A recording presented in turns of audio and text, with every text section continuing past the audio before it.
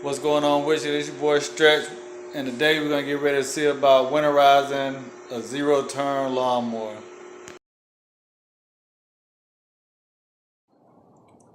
All right, so when you're getting the mower ready for the winter time, you want to basically perform a proper cleaning before you store it. So we're out here in the driveway now. The first step in the winterization process is to clean it and clear it and move all the debris and buildup that can cause rust and erosion over time. So we're gonna start and remove the spark plug, which my spark plug is located right there. And then we're gonna get the water hose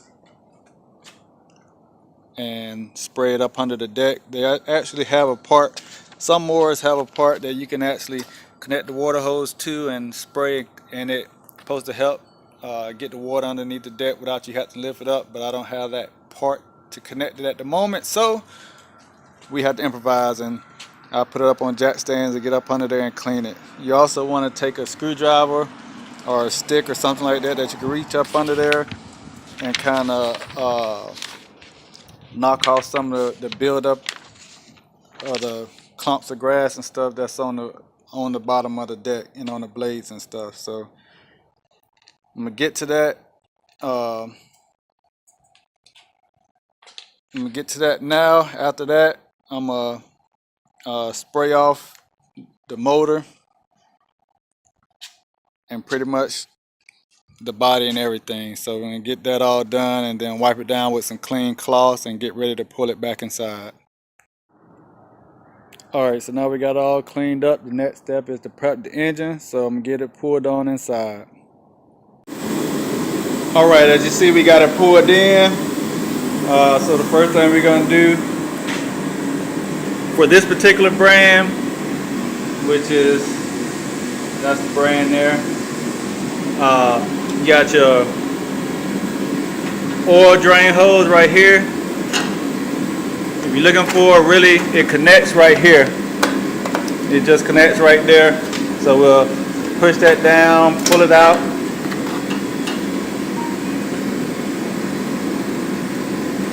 And then I'm gonna drain it right there. I have my container to catch my oil in. So the first thing I'm gonna do is once I undo the oil drain plug, then I'm gonna take the top off here so the air can flow through and help push the oil on out. As you see, it got kind of cold outside, so what I ended up doing, I had to bring it on in the garage, turn my heat on, and now it's hot up in here. I'm gonna have to turn it off in a minute, but let me go ahead and get this oil drained and I'll be right back.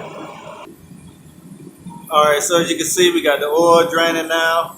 Just let it drain on in there, and while it's draining on in there, I'll go ahead and show you around the other side. On this particular model, we have the oil filter here, so I'm gonna grab my oil filter wrench so I can get a good grip on that to loosen it on up, and then get ready to replace my other one.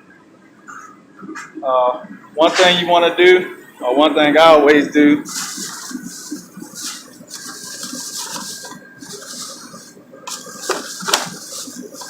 is when I'm replacing my oil filter, I always take some oil and I put a little oil and rub it around here to keep that ring lubed up so it don't dry out or anything going over time. So I'm gonna go ahead and set that there for now. And then we just finished waiting for that to drain on out. Alright, so the next thing we're gonna do, I done got the oil all drained up, put the drain valve back up into place and locked it back into place where it's supposed to be. Made sure it's all out of oil. I went on ahead and I used my oil filter wrench there. I took out the old oil filter and I went on ahead and put a new oil filter on there. I made sure to rub some oil around and also pour oil inside of the filter before I put it back on there. Next thing I'm gonna do now is get ready to go ahead and fill it back up with oil. This time what I did, I used the Briggs and Stratton small engine oil, since this is the Briggs and Stratton motor on here. Then I gotta do once I get that all filled up, then I gotta put the fuel stabilizer in there. And what I'll do is I'll link all the stuff that I'm using. I'll put it in my description below. Put a link to it in the description below, so you can just go there and order if you need to. Um, Let me go ahead and fill up the oil now, and then when we get to the fuel stabilizer, I'll go step by step with that one and let you know what you need to do. All right, we got the oil filled up, and when you fill up the oil, don't forget that you get it all topped off and everything. You want to cut it on and let it run for a couple of minutes. That way the oil will filter through the system and fill up the oil filter as well. And then once you run it for a little bit, then you cut it off and let it sit for a second so the oil can run back into the oil reservoir, and then check the oil again. And then you'll see that you'll need to add a little bit more oil to it. So once you get that done, then it'll be time to put in the fuel stabilizer. According to this one, it's an 8-ounce bottle. It just says 1 quart treats up to 2.5 gallons. So depending on if your tank is already empty or not, if it's already empty, you can go ahead and mix it into, pour it into the gas tank or whatever. I know my gas tank is about a 3.5 gallon tank.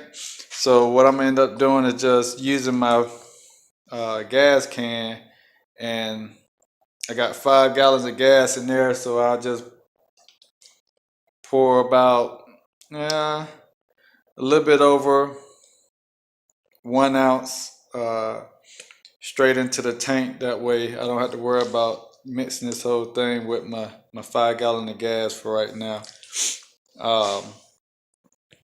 Once you do that, you want to let the engine run for a while, for about a good 5 minutes. So you want to make sure that the fuel stabilizer gets all the way through the engine. Once you do that, then you should be good to go ahead and cut the motor back off. And then you want to turn your fuel valve off. For us, I got a fuel valve here. Then I can cut it off there, stop the fuel from coming from the tank into the motor. Once you cut that off, what you'll do, you'll let the lawnmower run one more time, let the rest of the fuel run out of the actual engine itself. And then you want to find your some of the lawnmowers have the bowl on the bottom of the carburetor.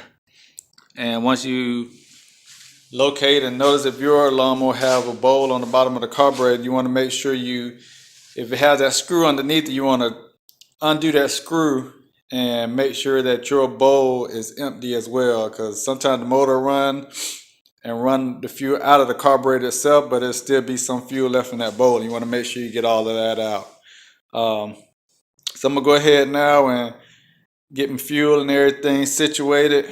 And once we do the fuel, and get it all ran, I'm gonna come back here, and you could take the cover off here and go ahead and check your air filter. This one here is pretty clean. It got a little bit of stuff on it, so I'm gonna go ahead and clean all that off as well, and then it'd be almost ready for storage. So I done added the oil, added the fuel stabilizer. I let it run through the motor.